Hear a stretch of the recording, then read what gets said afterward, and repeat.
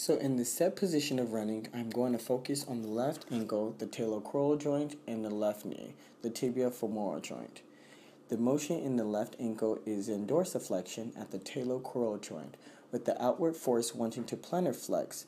This creates a concentric movement, and the primary movers are the tibialis anterior, and this movement is in the sagittal plane with the medial to lateral axis rotating through the medial line.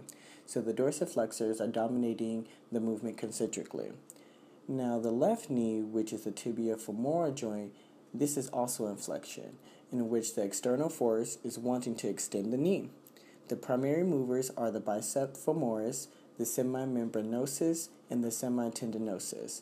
This movement is in the sagittal plane with the medial to lateral axis through the femoral epicondyles. The movement is a concentric movement because the flexors are shortening and the extensors are lengthening. So the flexors are controlling the concentric movement in this process. For the push phase, I will be focusing on the left thigh and hip extensor, knee extensor, and ankle plantar flexion muscles. These all work together to perform the big push-off in this phase. The acetabulo-femoral joint's primary function is to support the weight of the body in running and maintaining balance. The thigh and hip primary extensor muscles consist of the gluteus maximus, semitendinosus, semimembranosus, and the biceps femoris. These muscles help create the full extension in the left leg. Along with these, the left knee is also moving from a slightly bent position at the tibia femoral joint into full extension. The primary movers used to get into this position include the rectus femoris, vastus lateralis, vastus intermedius, and vastus medialis. Lastly, the final push comes from the left ankle that has been sitting in dorsiflexion at the talocrural joint, but ultimately with the extension of the acetabulo-femoral and tibia femoral joint, it can push through into plantar flexion using the primary movers gastrocnemius and soleus. This is an overall eccentric motion because the buildup of the muscle lengthening is to propel a heavier load further with these muscles. This phase is complete when the left leg pushes off the ground. In the third phase of running, which is a swing phase, I will be focusing on the left ankle, which is the talocrural joint, and the right knee joint.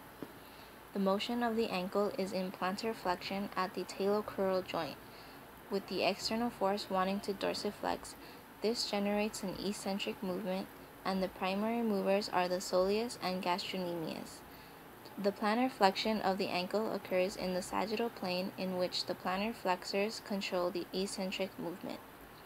At the right knee joint, it is extended by the quadriceps, which consists of vastus rectus, vastus medialis, vastus lateralis, and the vastus intermedius. These muscles work together in knee extension, and it occurs in the sagittal plane. These extensors are performing a concentric movement.